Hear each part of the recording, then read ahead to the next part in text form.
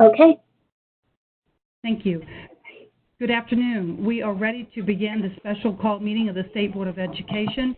I am happy to welcome all of our board members, Dr. Morrison, our staff, and all who are joining us today. To begin, I would call on Casey Griffin to call the record to establish a quorum. Call the roll. This is Nathan James. I'm going to take his place as he's working on some things in the office. Thank you, Mr. James. Mr. Thomas? Here. Mr. Darnell? Here. Vice Chairman Eby? Here.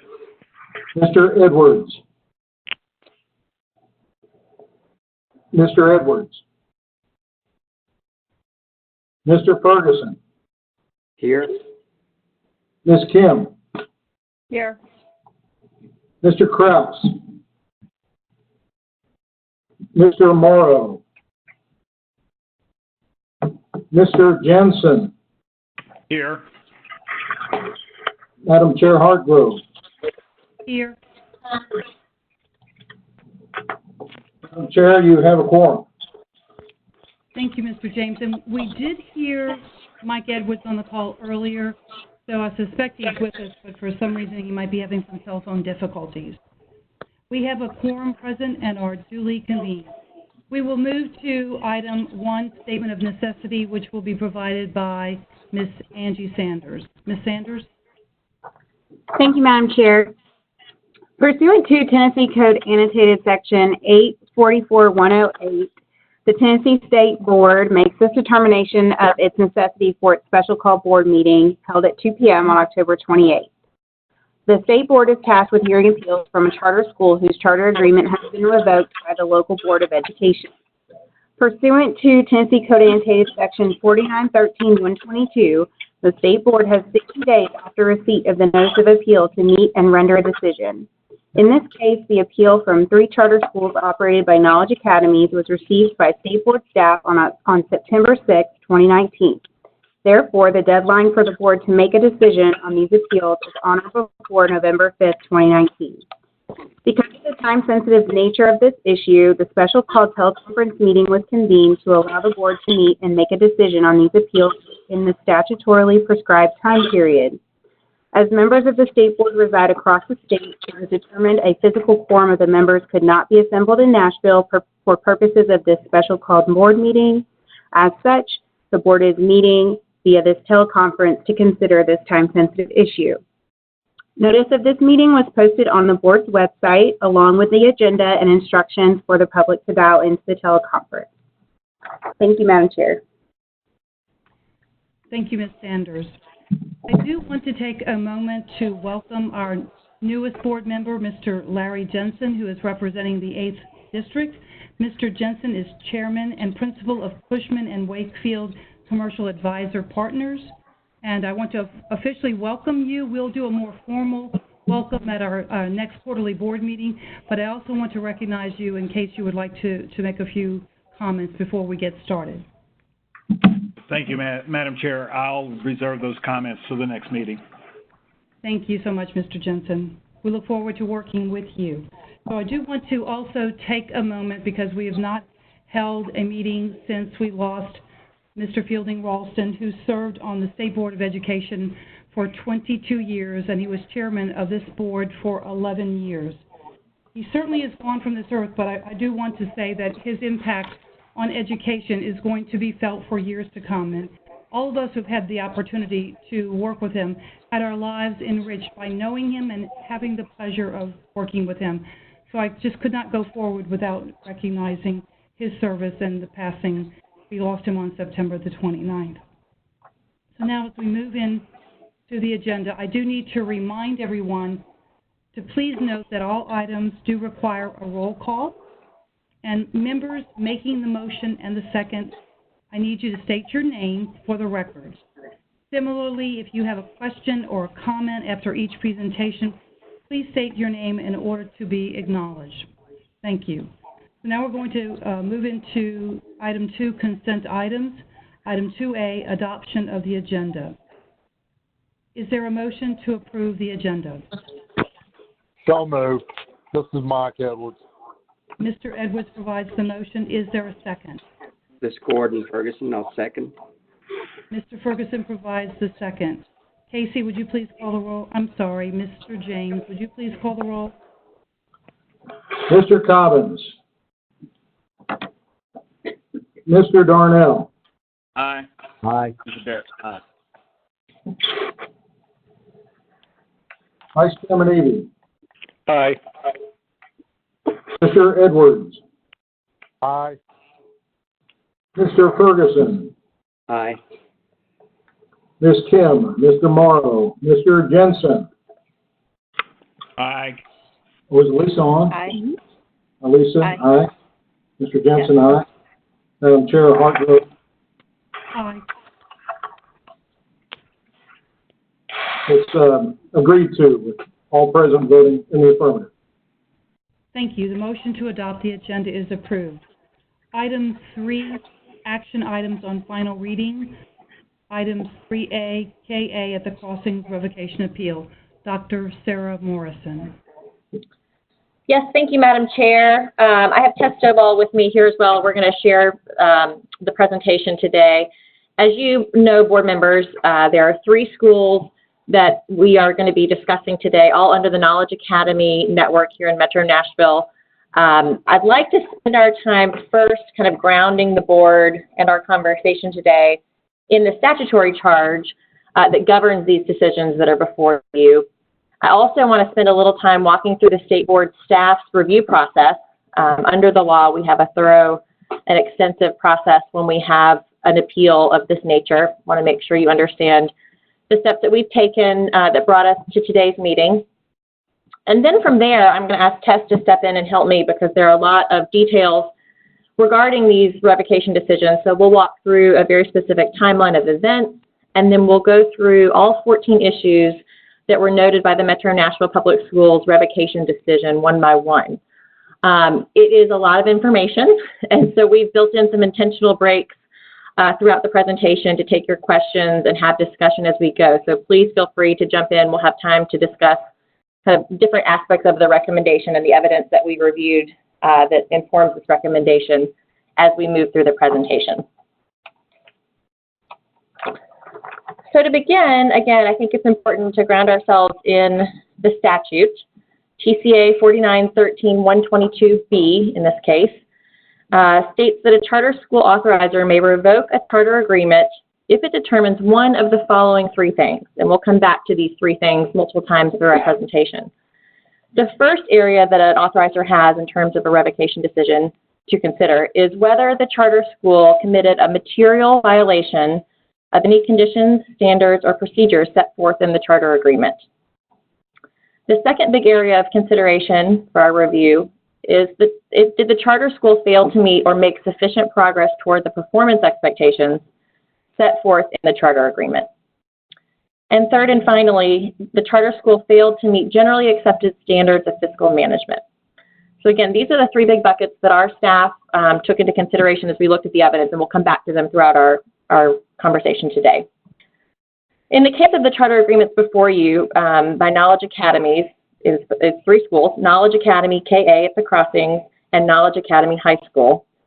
Metro Nashville Public Schools cited all 3 of these above reasons in their revocation decisions. Now turning to the State Board's process, as I mentioned, we have an extensive process for any appeal, whether it's a new start, or in this case, a revocation decision.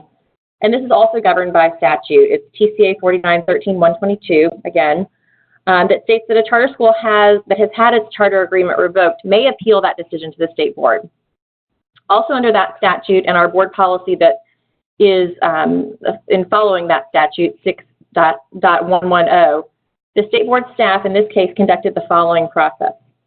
We requested documentation, in this case on 3 different occasions, from Metro Nashville Public Schools and Knowledge Academies in order to gather full information and evidence regarding these allegations that were cited by Metro Nashville in the 3 revocation decisions before you. We also held a public hearing here in Nashville for each of the revocation appeals. That was held on October 2nd, 2019, and we accepted both written and oral public comment that was considered as part of the record as well. So in this process, we did a complete review of all of this above documentation and the record as it was presented to the local board in the case of these revocation decisions. I also want to note that as we do in all of our work, our policy and our rules, and in this process specifically, we've consulted with the Attorney General's office to ensure that our process, our rules, and our interpretation of the statutes are in keeping with the Attorney General's interpretations as well. Finally, the standard of review in these revocation decisions is important to understand as we begin this discussion. In order to overturn a local Board of Education's decision to revoke a charter agreement, the State Board must find that that local Board of Education's decision was contrary to the statute that I've just referenced, TCA 4913-122. And for that reason, again, we're going to go into my recommendation and pause, but then we'll be going through the evidence one by one in terms of the allegations that were included in the Metro Nashville's revocation decisions for these three schools to ensure that you have a chance to ask us any questions about the record. As you know, my recommendation, following the procedural history, the findings of fact, and the analysis of these issues, is that I believe that the decision to revoke these three charter agreements was contrary to TCA 4913-122. And again, we'll go into much more detail here in just a moment about the reasons for that recommendation. But because of that, my recommendation to the State Board is that the State Board overturn the decision of Metro Nashville Public Schools to revoke the Knowledge Academy, KA at the Crossings, and Knowledge Academy High School charter agreements. I came to this determination based on the fact that Metro Nashville's decision to revoke the charter agreements, in our estimation at the staff level, was contrary to TCA 4913-122. And this is because the substantiated issues were not material violations of the charter agreements, in that Metro Nashville did not give timely notice and an opportunity to remedy what we believe to be non-emergency contract issues with the schools. Nor did it give any indication prior to initiating these revocation decisions that the issues equated to material violations of the charter agreements. Second, again, the second bucket that we had to consider in terms of academic performance, in my estimation, the evidence does not support revocation of the charter agreements for failure to meet or make progress towards academic performance standards in the charter agreements, and we'll talk more about that in just a moment as well. And then finally, there was evidence in the appeals that indicates financial challenges at these schools, beginning in the school year 2017-18. But there is no clear evidence, in our estimation, of failure to meet generally accepted standards of fiscal management that's warranting of revocation. And in all three of these areas, we'll be going into more detail in just a moment. But before we do, I'd like to call on Angie Sanders, our General Counsel, once more. We provided, as per our policy, an opportunity for both Metro Nashville and Knowledge Academies to provide a one-page statement in response to the recommendation. We received a response from Metro Nashville, and I'm going to ask Angie to read that into the record now. After she does that, we will begin walking through in much more detail the evidence and the rationale for my recommendation. But Angie, if you'll read the statement from Metro Nashville. Okay. Dear State Board of Education, the MNPS Board of Education provides this response to the Director's recommendation on Knowledge Academy's charter revocation, as authorized by email dated October 24, 2019. MNPS disagrees with the Director's recommendation because it does not hold K-8 accountable for refusing to provide public records to MNPS, fails to acknowledge the cumulative effect of 6 substantiated violations, allows K-8 to supplement the record but not MNPS, and uses an improper standard of review. First, the Director acknowledges that ignoring MNPS's request for public records was wrong, but fails to hold it responsible. An endorsement of this ruling by the Board will give the green light for all charter schools to refuse to cooperate with their authorizing authority. The Director's decision also fails to recognize K-8's refusal to cooperate prevented MNPS from being able to hold K-8 accountable. For example, MNPS requested K-8 to provide staff payroll information for the 2017-18 and 2018-19 school years for documents showing the poor oversight by the K-8 governing board. There is no justification for allowing charter schools to deny information requests, particularly since the information requested constitutes public records under TCA 4913-111H. Second, the Director substantiates at least 6 serious violations by Knowledge Academy.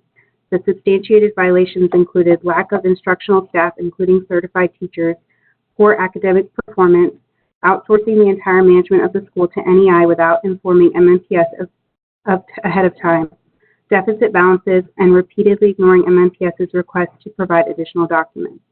The effect of these cumulative violations are sufficient to warrant revocation, especially given that the law allows for revocation if the charter school commits just one violation within the articulated reasons for revocation. Third, MNPS disagrees with the standard of review used by the director in her recommendation to overturn the board's decision. State law provides for a de novo on-the-record review with deference to the authoriser's decision. The State Board of Education may overturn a local board's decision to revoke a charter agreement only with a finding that the local board's decision was contrary to 4913-122, TCA 4913-122 F1. The word contrary means opposite in character or nature or mutually opposed. See Williams versus Taylor. In this case, the director has improperly replaced the decision-making of the MNPS board with her own. Fourth, the director allowed KA to supplement the record, but not MNPS. The director refuses to allow consideration of the 2018 audit report, which was due by December 2018, but was not provided to MNPS until September 5th, 2019. Fifth, the recommendation is simply wrong. The law does not require MNPS to notify the charter school and allow them an opportunity to fix issues before taking an action to revoke. The State Board's quality authorizing standards are just that, suggestions on how to communicate with authorized charter schools. The general standards do not trump TCA 4913-122B. The plain language of TCA 4913-122B gives the LEA the discretion to revoke a charter if it finds that there has been even one violation, and the State Board's rules cannot be inconsistent with that.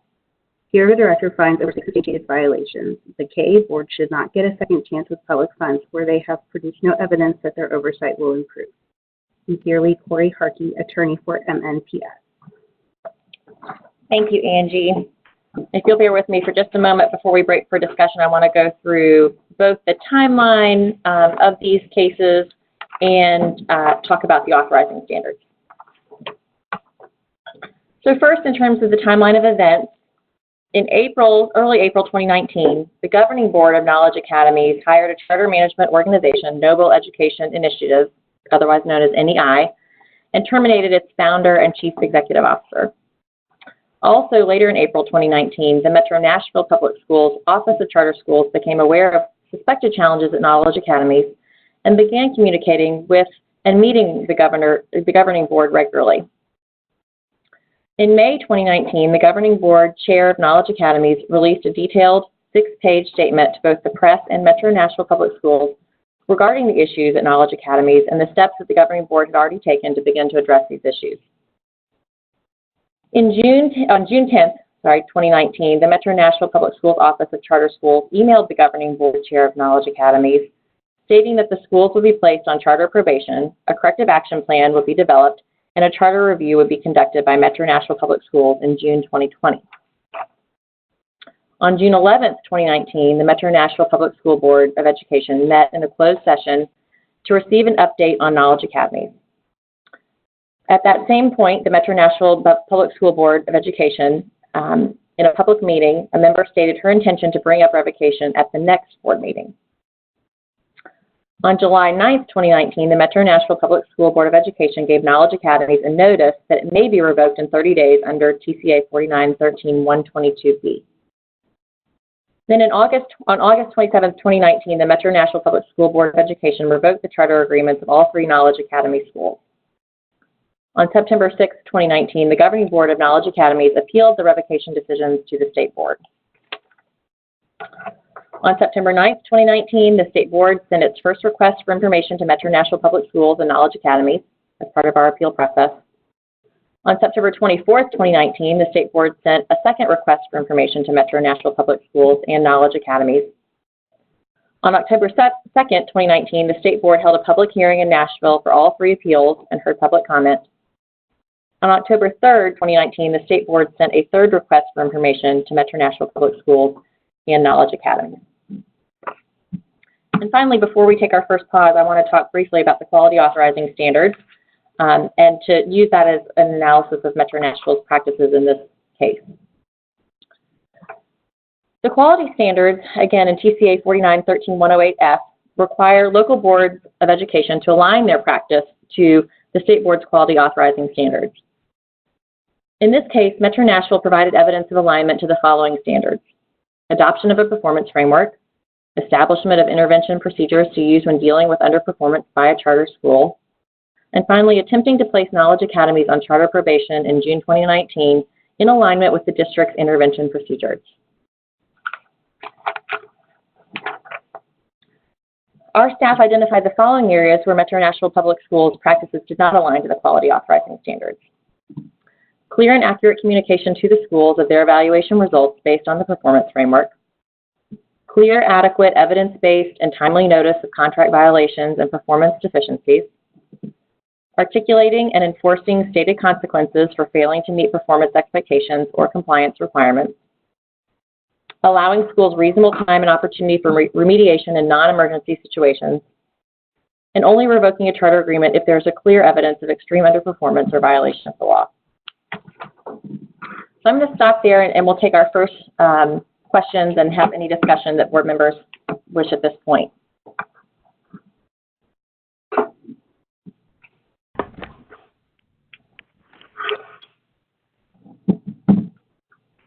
This is Bob Eby. I have a couple of questions on this, Sarah. The comment first, the quality authorizing standards, where do those come from? So the statute gives the state board the ability to set quality authorizing standards that districts are required to then adopt. Okay. So the comment that was made by the attorney in the letter that was just read said that the law does not require to notify the charter school before revoking, or that certainly is best practice to give them a chance to remedy, but our quality authorizing standard sounds like does require that. Is that correct? That's correct. Okay, thank you. Mm-hmm. Sarah, this is Lillian. I have a question regarding the statement and the timeline overview. On June the 10th, 2019, the Office of Charter Schools for Metro Nashville Public Schools emailed the governing board chair of Knowledge Academies stating that the schools would be placed on charter probation effective until corrective action plan would be developed and a charter review would be conducted by Metro Nashville Public Schools in June of 2020. What conversation did you have with Metro Nashville, the Office of Charter Schools, to determine why they decided not to go forward with the probation and turn around and go into immediate revocation? What's the reason behind that? So I'll tell you what I do know. Again, we have evidence via email of the letter that's mentioned in the timeline that you just referenced, Madam Chair, about the charter school office in Metro Nashville sending that notice to Knowledge Academies about the charter probation. That's in line with the district's intervention plans when issues of underperformance or compliance are noted with the charter school. So they were fulfilling their intervention procedures by doing that. The Nashville board met then on June 11th, the following day, and I think that's where in a closed session board members indicated, to the best of our understanding, that they wanted to move for revocation. And that comment was made at the public meeting that following day. And so then on June 12th, the district notified the charter schools that, again, they might be up for revocation. So there was a quick change of events there in terms of the plan that the district office of charter schools indicated to these three schools on June 10th, and then what happened on June 11th and June 12th. Yes, and I understood that timeline, Dr. Morrison. I fully and completely understood that. So we really have no knowledge of why they changed their minds about. So I understand it was the Office of Charter Schools. So their board decided to reject the decision made by their own charter school authorizing entity within Metro Nashville Public Schools. Is that what I'm to understand? That's what it. Yeah, yes, you're right. That's what we've understood in terms of the sequence of events. I don't have any more knowledge or insight in terms of the reasons that the local board had at that time. They didn't have much discussion on the record. We went back to their public meeting and watched the recording of that June 11th meeting, and there was not much discussion about these schools other than, again, one of the board members stated her intention to bring up revocation at the board meeting. So it would be some, I would be speculating to give you any more information in terms of the reasons there. I do not expect you to speculate, nor should you. One of the things that was also, I believe, in the letter that Ms. Sanders read from their attorney, Metro Nashville Public Schools attorney, that they denied, KA denied providing information to Metro Nashville Public Schools. Can you talk about that, or do you plan to get into that a little bit later on? Because if you do, then we don't need to go there at this Yes, we will get into that. There was a lawsuit that occurred over the course of the summer, and that may have been part of the reason, but we definitely will get into that and talk about that lack of information that that the district requested but was not provided by the school. So yeah, I think we'll cover that here in just a minute. Okay. In more detail. Thank you. I do not have any other questions at this time. This is Gordon Ferguson. Sarah, a question I have, and I may have missed it in all the material, but when we talk about material breaches, because I think in your own analysis you've mentioned there certainly is room for improvement here on the part of Knowledge Academy, but are there any references to what constitutes a material breach within the statute? That is a great question, Gordon, and that's one of the reasons we wanted to consult with the Attorney General's office as we went through this review process. The statute does not define material, but we have defined material for the purpose of our review as, again, looking at what we would consider to be non-emergency issues and not giving the timely notice and opportunity to remedy. Again, we'll talk through this in much more detail as we go through the specifics that we looked at under that first bucket of information around whether or not what Metro Nashville alleged did rise to the material level in terms of a violation. But in our estimation, defining material is about, again, emergency versus non-emergency issues and whether or not the district, in this case the authorizer, gave timely notice and an opportunity to remedy things that are not emergency in nature. Okay, thank you. I'm looking at Angie and Tess to jump in too, because we've had, it's an ongoing conversation, but that's certainly based on the quality authorizing standards, how we were defining material. Thank you. Any other questions from members before we move into some of the more detailed findings in these cases?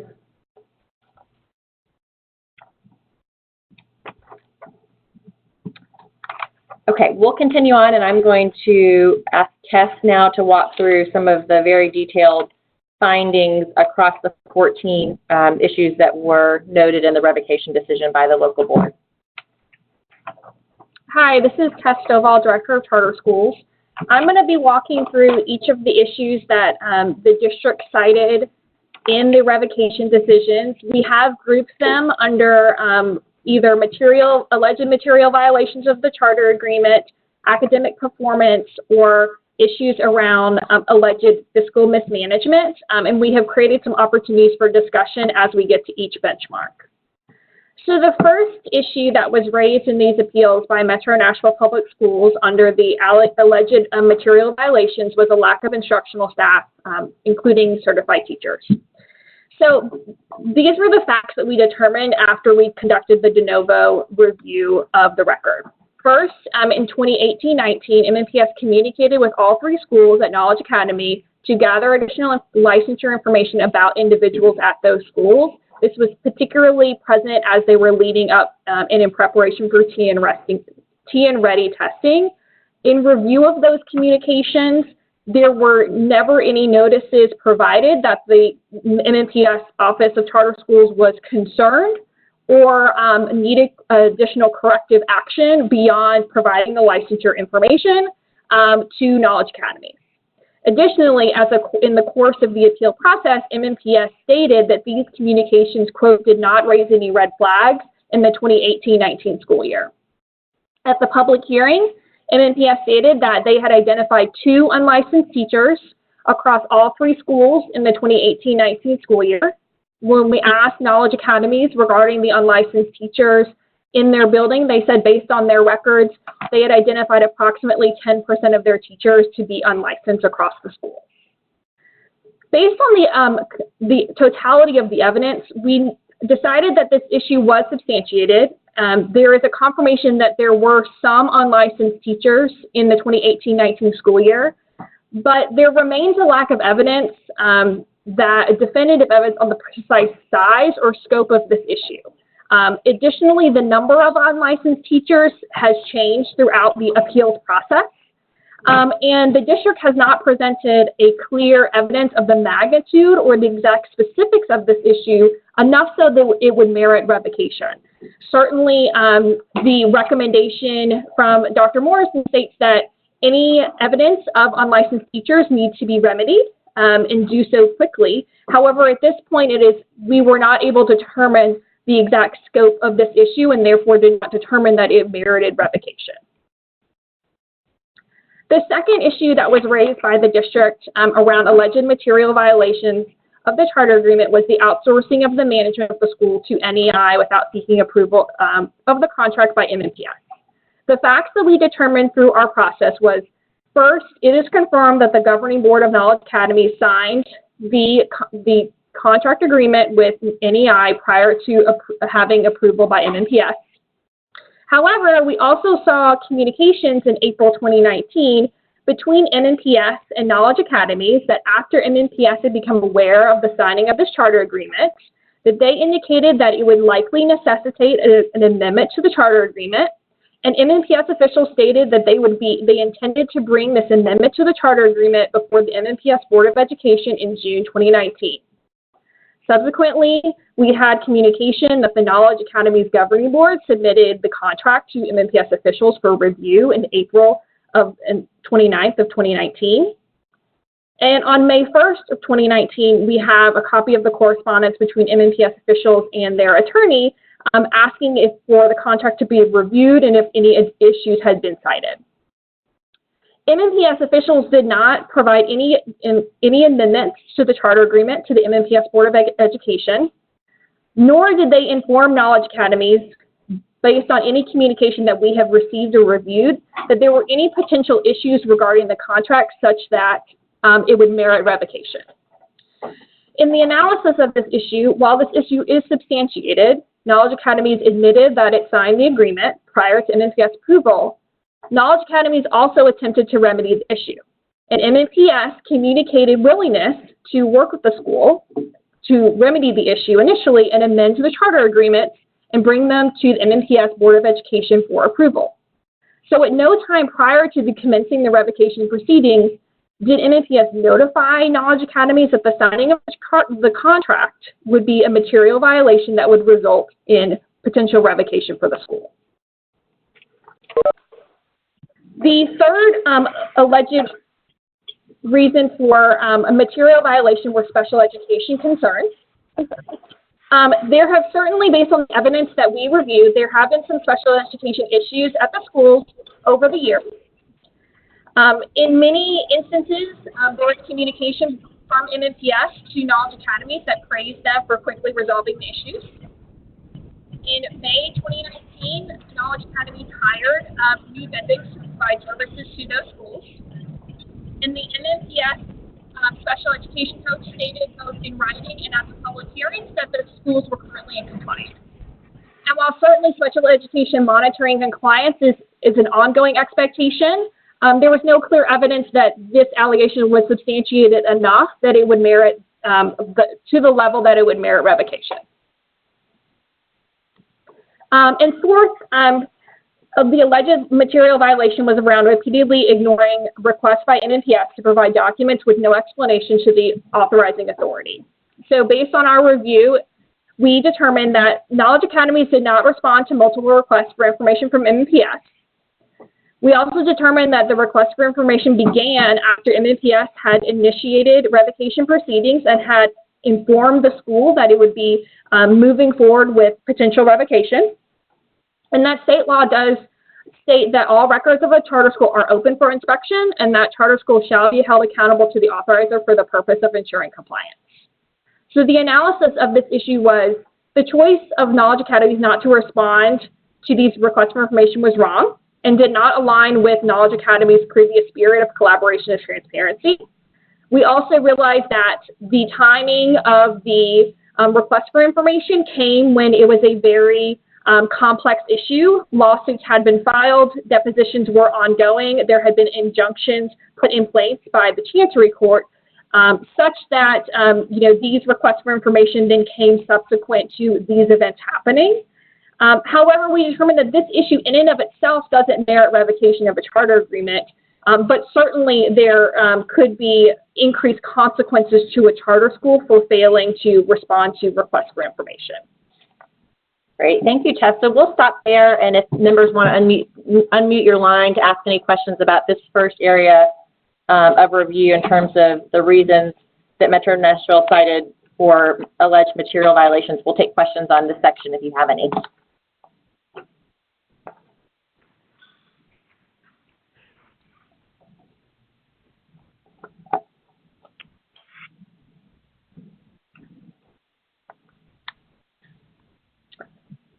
I'll give you proper time to unmute if you do have questions, but if not, we'll move on to the second area of our review, which was the academic performance.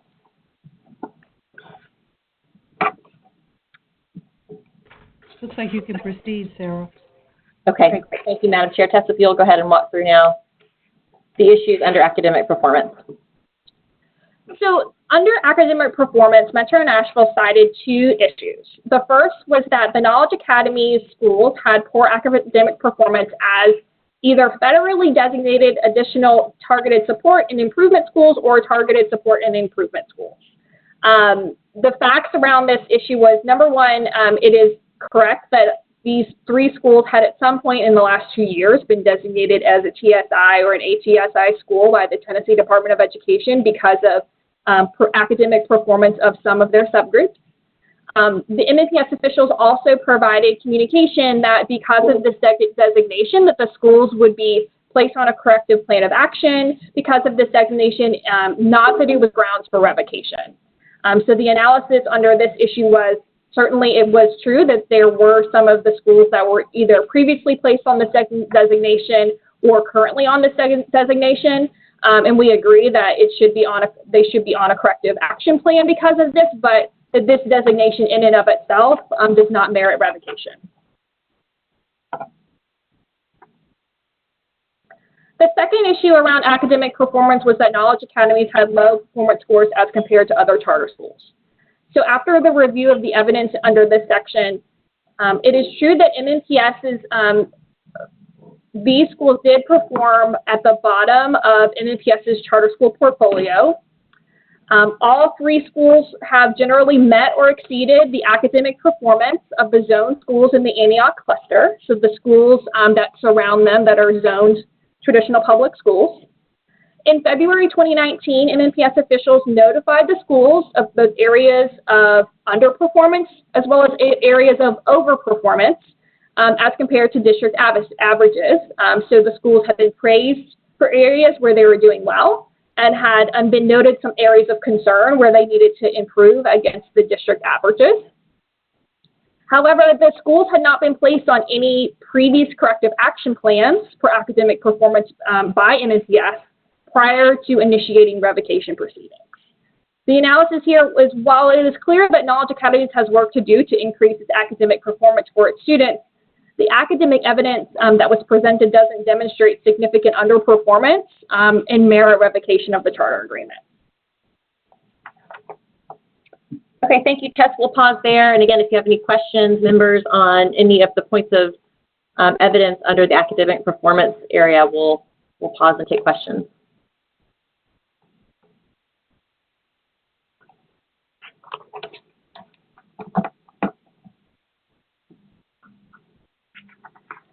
Okay, hearing none, we'll continue on to the third area of review, which was fiscal management. Tess, we'll go through those reasons now.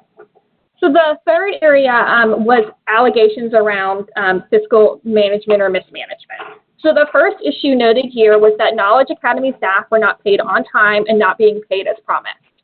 The evidence presented here by Metro Nashville was 2 complaints from 2 teachers, former teachers, that they were not paid on time and did not receive promised stipends.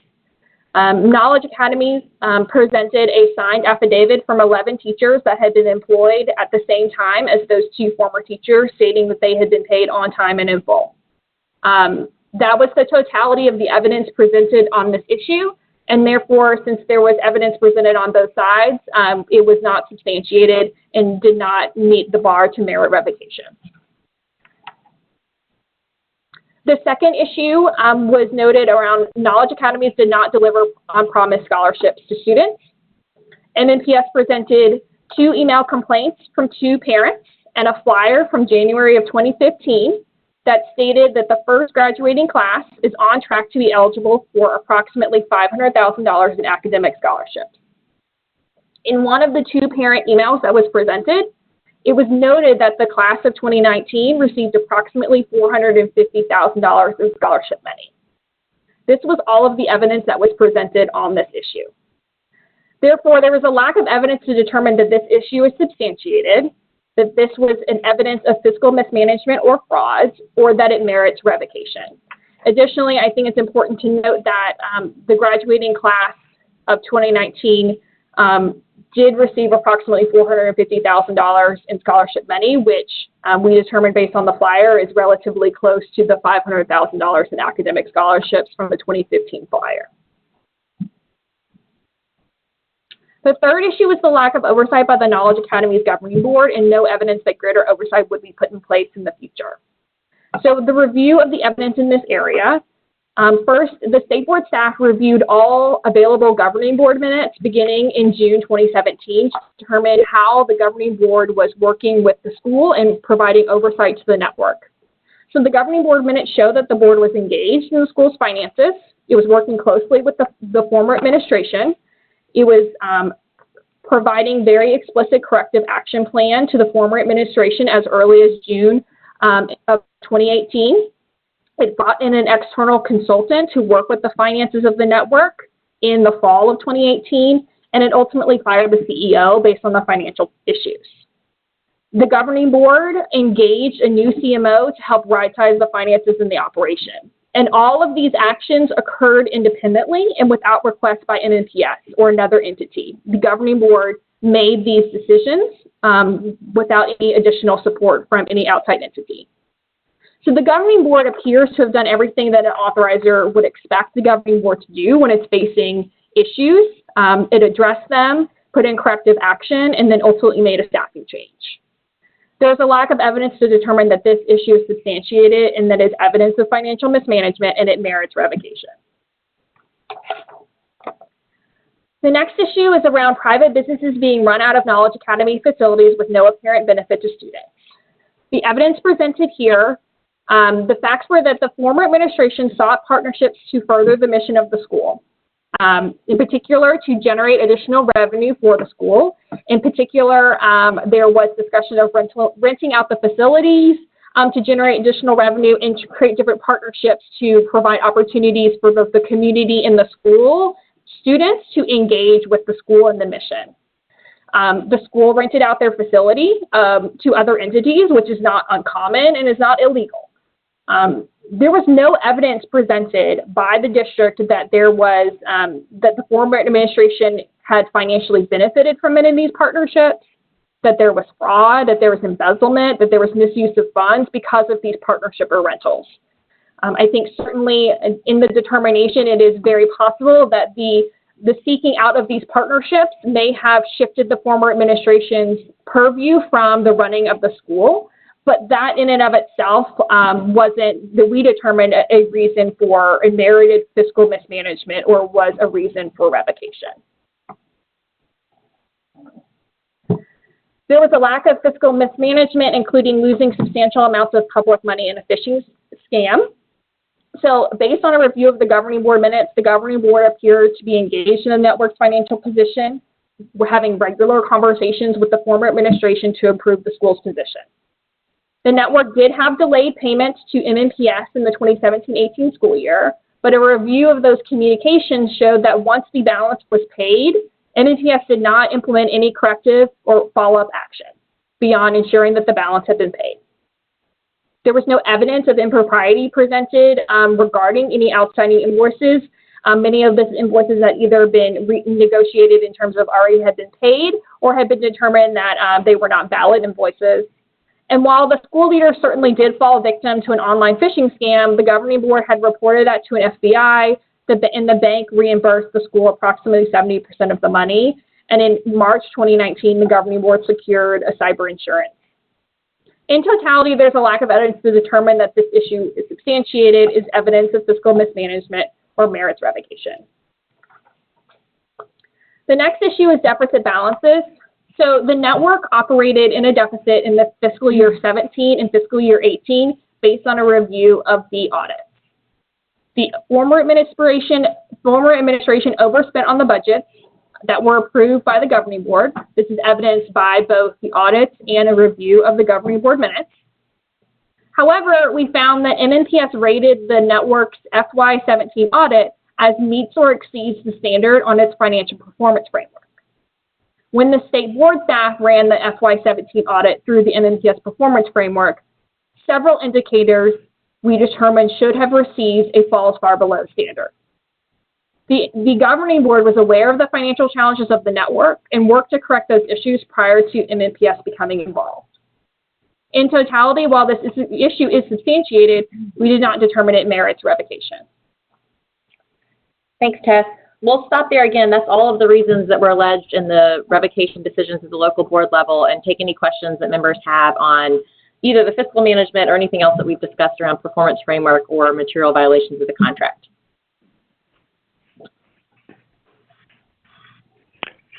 This is Bob Eby. First, let me say that I think you've done a very complete job of looking at each one of the issues and addressing them and your analysis. And I think that your recommendation fits with exactly the analysis. Thank you, Bob. Any questions from you or others about any of the issues? It is a lot of information to digest. It certainly took our team quite a bit of time, and like I said, 3 requests of information additionally to put this record together. But given that it is complex and there are a lot of moving parts, if anybody has additional questions or follow-up, we're happy to take that now. Sarah, this is Lillian. I think it's certainly important for everyone who's listening to know that you and Tess, the team, provided us with all of the documentation, all of the information, so that we could review the materials in advance of this meeting. The presentation that you and Tess just took us through certainly helps to validate everything that this review process that you all went through, the hearings that you certainly scheduled so that everyone could come before you and you could ask questions and they could provide all the relevant information so that an informed decision could be made, because this is clearly a decision that must be made that is not one that anyone serving on this board or on our team takes lightly. It's incredibly serious. We are affecting lives, and we are certainly affecting children one way or the other, and we want to make the decision that is absolutely correct and will provide the best possible outcome from the students. But it's clear from your analyses that KA has work to do to turn their situation around. So I think it's important just to state that the analysis and the work that you all did is incredibly comprehensive and certainly provides us with the information that we need to make a strong, positive decision when we individually vote and decide what we will do as a board. So thank you for that. Thank you, Lillian. Appreciate those comments. This is Larry Jensen. I had one question. Were both parties provided the finding and recommendations report? Yes, we made sure to send that to both the district and the charter operator as soon as that ED report was ready last Thursday. And then I presume that the Metro Nashville response was based on having reviewed this. Is that correct? That's correct. You may be surmising. Okay, thank you. Sure thing. And I should say, too, back to Lillian's comment, I do think the statute is very clear in terms of the board's charge. The de novo on the record review is really important to be objective and to come into this case and gather as much evidence as possible to understand the situation in this case. Like I said, we had 3 additional requests for information to make sure we had the totality of evidence available. And there are a lot of moving pieces in these appeal proceedings. So appreciate you all taking the time to listen to us go through each issue one by one. Want to leave it open again for any additional discussion and questions before a few final comments, and we move to a vote. But any other Comments or questions from board members? Chair, this is Gordon Ferguson. I just would echo what Bob and Lillian have stated here. I think we certainly have been able to have access and review a great deal of information, both in recordings of the public hearing sessions and in written information submitted. I think it is very unfortunate that two groups here who I thought at one time were working fairly closely together to resolve issues, there seemingly seemed to be a fairly sharp turn. But one question I do have on the notice of probation, and what would actually be involved in a year of probation, which we thought was going to be the course of action based on the June 10th dialogue. I'll let Tess speak to that. I will say that districts and authorizers who serve, districts and authorizers are able to set sort of local policies that govern sort of the specifics of an intervention policy or procedure. So in this case, I think Tess is more familiar with Metro Nashville's intervention policies, but my understanding was that they were going to be working closely and monitoring the school on the issues that they identified in that letter that was sent on June 10th, with the plan being to come back together next school year, at the conclusion of this school year, next summer, June 2020, to review the progress. But Tess, I'll let you speak to that if you have more detail in terms of what's involved. Sure. So based on what I've understood that Metro Nashville's intervention procedures involve is that a school would be placed on a charter probation, that there would be specific benchmarks or action plans developed, and the communication that was provided in this appeal discussed the development of these benchmarks and kind of how the schools and the district would be working together to develop these benchmarks,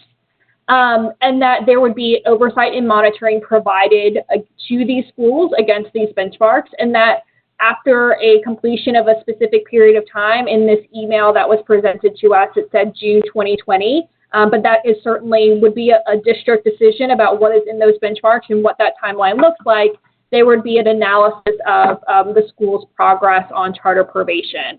I think it's important to note that, while it is the staff's recommendation that MNPS, move back and get on remand if the board agrees with the staff's decision to, implement the probationary period that the Office of Charter Schools had initially attempted to do, that is within the purview of Metro Nashville Public Schools.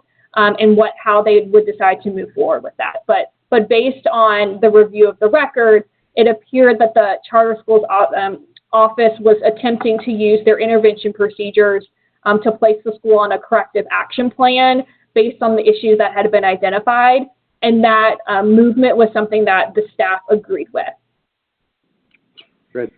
Thanks for that clarification. Sarah or Tess, this is Lillian. For clarification, depending on the outcome of the vote, if the board votes to uphold the decision, no, let me back up. If we take the recommendation of the executive director and moving forward, MNPS puts KA on a charter probationary period, will KA have an opportunity to come back before this board if they fail to meet the expectations of MNPS and find themselves in a similarly situated situation a year or so down the road? That's entirely possible, yes, Lillian. Our recommendation, the board's recommendation in terms of the executive director report, would not be binding in any way in terms of what we would expect the local district to do. And certainly, as I indicate at the end of that report, if things weren't remedied, the board, local board, would be able to initiate revocation proceedings again in the future if they feel like the issues were not sufficiently addressed. So yes, they could come before us again, but that's all sort of to be decided in the future based on what would happen from here. Exactly. Okay. Thank you. Mm-hmm. Sarah, this is Elisa. A couple questions. Certainly families and children are always my first concern in such huge decisions, and it would be wonderful just for you to articulate some of the detail and color about the impact of this decision on them and how they have reacted to this situation and this possibility of revocation. Sure, Lisa, thank you for bringing it back to students and families, because I would agree they're at the center of this decision. We had, as Tess mentioned, essentially 3 public hearings, one for each school back in October, and I had the chance as part of those hearings to hear from many individual parents who were there speaking on behalf of their students. And, for example, one of these schools is a high school, and there are a number of parents who spoke about their real concern about their students who, if this school were to be closed in December, as was planned by the local district, in jeopardy of graduating. I certainly heard from families of students with special needs who had found a home at these schools and felt secure and confident in their choice. So there were a number of, just in the public hearing alone, parents who indicated their support for the school for various reasons. But I do think, it's complicating that you have a high school that would be closing mid-year, and you've got potentially graduating seniors who would really be left in a very tough situation. That was certainly something that came clear in the public hearing. Tess, I don't know if you want to speak to any of the other parents. I think the only thing that was compelling on the parents' front that and this goes back to the analysis of the academic data, is that these schools, although, some of the lowest performing charter schools in the portfolio, are generally outperforming the zone schools that are in the Antioch area. And that is something that we heard over and over in comments from families, was that a real concern about, what academics would be waiting for them at their zone schools, which may be lower performing than the Knowledge Academy schools. That is very helpful. So I confess, I was frankly surprised by all the detail that you all dug up over the course of your review and your de novo review and the investigation, so to speak. Because frankly, to watch and read the press is to believe that the authorizer is, quote, in the right. The allegations that have been brought up leave a very bad taste in my mouth. And so to read the multiple layers of this memo and everything that you articulated over the course of that memo and not on this call is quite interesting. And helpful. Thank you. Because I was one to maybe jump to more conclusions than I needed to. It seems, I know we'll vote shortly. Certainly you reassure me on the issue of children and families, because that was, academically, I obviously want to make sure that the schools are providing an excellent education for kids, that the families are able to access that and feel that they have that choice. And so, Tess, your statement just now is very helpful. And reassuring. It's interesting just in looking at all of it and all of the evidence in total. It is just honestly so sad. Just the bungling of communication across the board. And, maybe a nice way to put it is just mixed messages. But it seems to me that one thread going through all of this is that there have been plenty of opportunities to potentially address issues on both sides that weren't necessarily taken, and even worse, mixed messages. Whether it was the issue of the unlicensed teachers, quote, did not raise red flags, according to the authorizer, or the issue of the management contract with NEI. If anything, the authorizer praised KA for their transparency and communication. The issue of even financial management, which was the one in the press that gave me such pause. Even the authorizer gave KA the rating of exceed standards on all indicators on the financial performance of the school. It is just a mess. And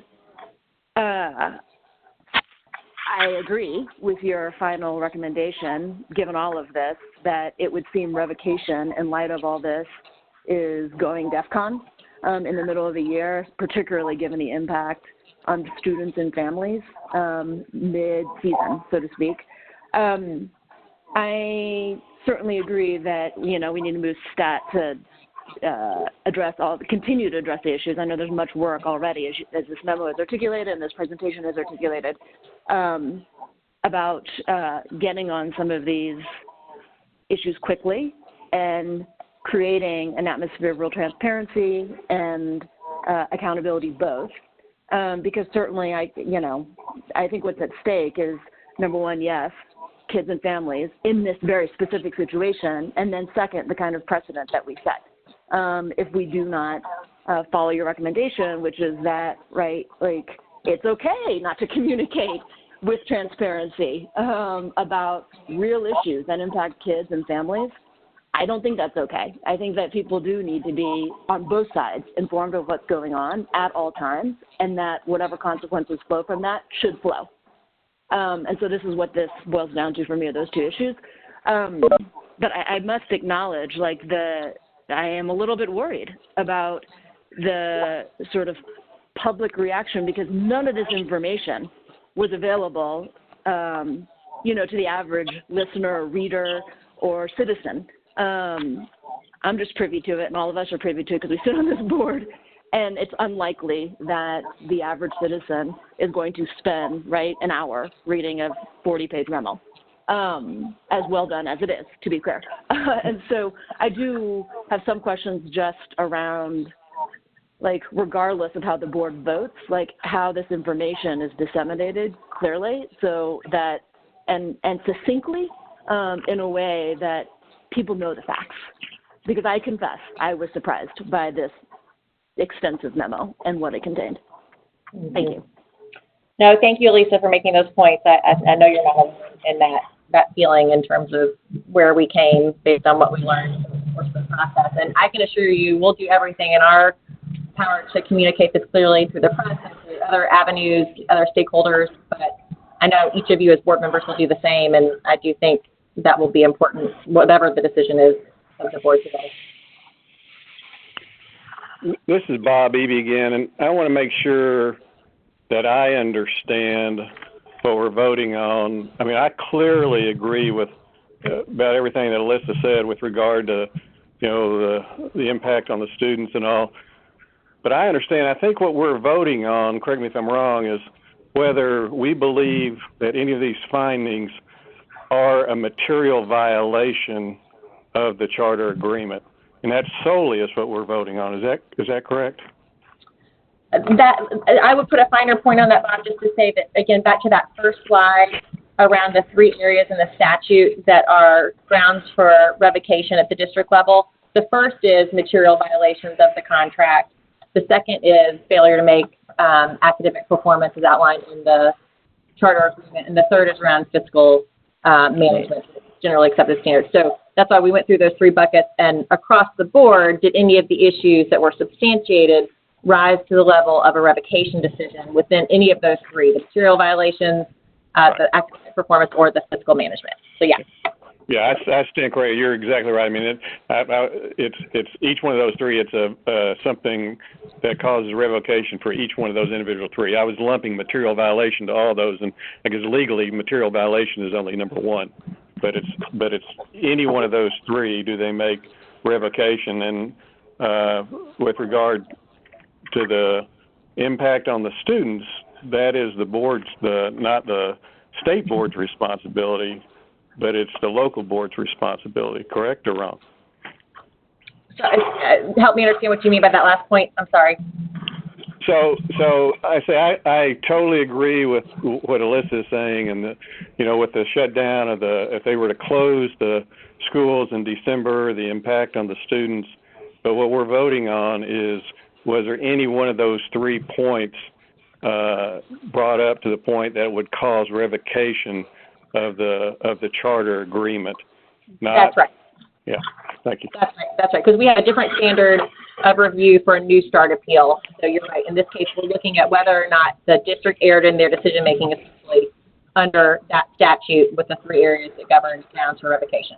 And I think to put a finer point on that, Bob, our quality authorizing standards really speak to, the revocation should be available and it should be used when there is significant underperformance of schools, and such that there's quote-unquote emergency issues. But the authorizer should provide schools with the opportunity to remedy non-emergency issues before you get to revocation. That revocation itself shouldn't be a gotcha moment. It shouldn't be a point where we have one issue and now we're going to move to revocation. And so certainly I think that's what you're seeing in Sarah's recommendation is that, that revocation shouldn't be a gotcha and that the MNPS Charter Schools Office was right to try to place these schools on charter probation in alignment with the intervention procedures that the district has published for their authorized charter schools. Metro Nashville failed to give any notice or time to remedy to the non-emergency issues before immediately moving to revoke the charter agreement. Yeah. Thank you. That lack of remedy I think, is a big issue. Thank you. This is Nate. Two things real quick. One's a question. The first one is that it's like more of just a point of clarification. So you're saying that essentially while there were issues within all three of those buckets, none of them met the threshold of revocation because there was no opportunity for remedy. That was the recommendation of the charter office within MNPS. Is that correct? That's right. The only thing I would add to that, Nate and Mrs. Sarah, is that none of them were emergency issues. So there were some, and none of them were emergency issues. But none of them were emergency issues, and therefore, the time to remedy didn't rise to the level, in our estimation, of revocation. Okay, great. And then my question is, so when so KA goes back on the probation, and they'll be given benchmarks. Who sets those benchmarks for the probationary process? That they would need to meet? Is that MNPS who sets that? That's right. So typically, practice for districts in this case would be that the charter office would work collaboratively with the schools, and that's what the letter that we received indicated they were planning to do prior to the local board's vote this summer. So my understanding is that generally the district office working with the schools.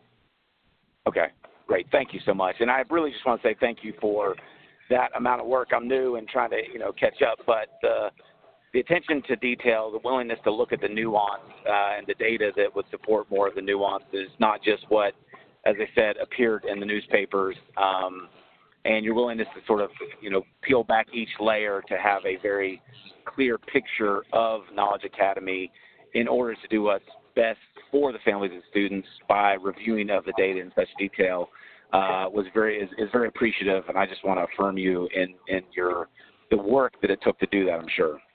Well, thank you, Nate. I give all credit to my team. They've spent a lot of time on these appeals, and it was a long process, but it's always worth it, particularly in the instance of closure decisions. As Lillian said at the start of the call, we do not take these decisions lightly as a board, and we're just glad to have you working with us, Nate. Thank you for those comments. Any other questions or comments from board members? We have the last slide up here in terms of my ultimate recommendation. As mentioned, in our belief, revocation should not be a gotcha. And we do believe that the district was on the right path in terms of placing these schools on charter probation, as we've just discussed. That was in alignment with both the local district's intervention procedures and with the quality authorizing standards. And as we've mentioned already multiple times, I think it really is important that local authorizers and districts give schools notice and time to remedy things that are not emergency issues because of the things that are at stake in terms of students and families. So for those reasons, you have my recommendation as laid out in the Executive Director's report. We did, as a staff, believe that the decision to revoke these three charter agreements was contrary to TCA 4913-122, and therefore my recommendation is to overturn the decision of Metro Nashville in all three cases of these schools, Knowledge Academy, KA at the Crossings, and Knowledge Academy High School. I do want to, though, pause. That's the totality of our information in our presentation. If there's any final comments or questions that members have or want to make before we would move to a vote, we'll open for that before moving forward.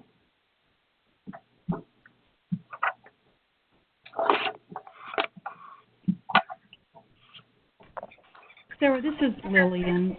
Because you presented the recommendation for all three under one blanket statement, I still think we have to vote on these individually, although I would like clarification. Are we voting on A, B, and C together? I know we have to do roll call. Madam Chairman, this is Nathan James. You will take a separate motion to agree on each item. So you have a motion to agree on item 3A. That is to say, a motion to adopt the executive director's recommendation, and you will take a separate motion in each case with a separate vote in each case. That's exactly what I thought, so thank you for the clarification to be sure. Yep, appreciate that, Lillian. So yeah, sounds like 3 separate votes. Are we ready to move into the approval process, the voting, I should say, process? I apologize. Okay, so we're taking item 3A, KA at the crossings, the revocation appeal. Is there a motion to adopt our executive director's recommendation to overturn the decision of MNPS to revoke KA at the crossings revocation? Madam Chair, this is Bob Eby. I make a motion to accept the executive director's recommendation to overturn the decision. Bob Eby provides the motion. Is there a second? This is Mike Edwards. I second. Mr. Edwards provides the second. Any further discussion? This requires a roll call vote. Mr. James, please call the roll. On the motion to adopt, Mr. Cobbins. Aye. Mr. Cobbins votes aye. Mr. Darnell. Aye. Mr. Darnell votes aye. Mr. Eby. Aye. Mr. Eby votes aye. Mr. Edwards. Aye. Mr. Edwards votes aye. Mr. Ferguson. Aye. Mr. Ferguson votes aye. Ms. Kim. Aye. Ms. Kim votes aye. Mr. Morrow. Aye. Mr. Morrow votes aye. Mr. Jensen. Aye. Mr. Jensen votes aye. Madam Chair Hartgrove. Aye. Madam Chair, you have 9 ayes. The motion is approved to accept Dr. Morrison's recommendation to overturn the decision of MNPS. Now we're going to move to item 3B, the Knowledge Academy revocation. Is there a motion to approve?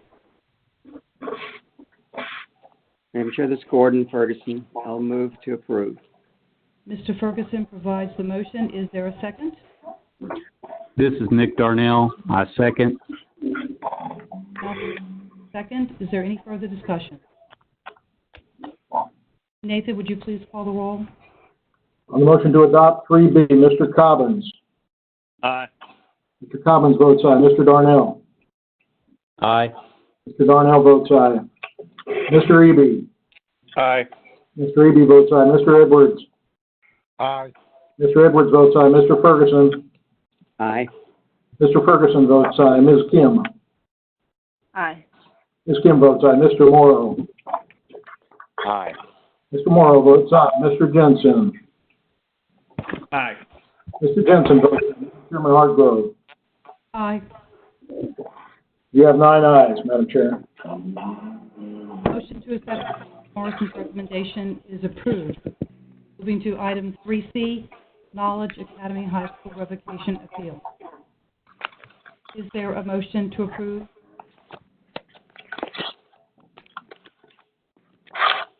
This is Bob Eby. I so move.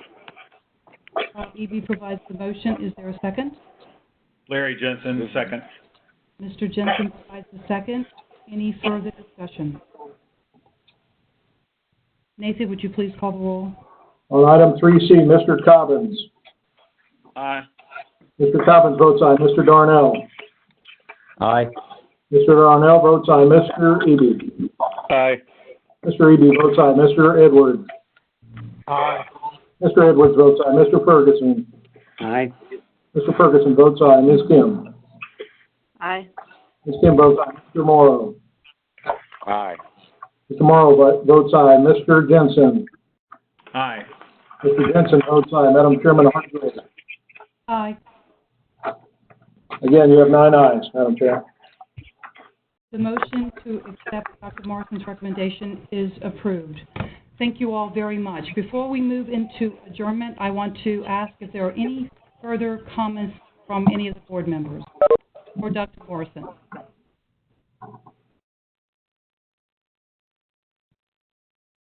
No Nothing comments. from me, Lillian. I just thank the board members for their engagement in this process. Thank you for that, Sarah. I do want to let everyone know that I certainly look forward to seeing all of you who can join us on November the 15th in Jefferson City on the campus of Carson Newman University when we hold our final quarterly meeting of the year. And I understand some of you may not be able to join us, at least one person I know of.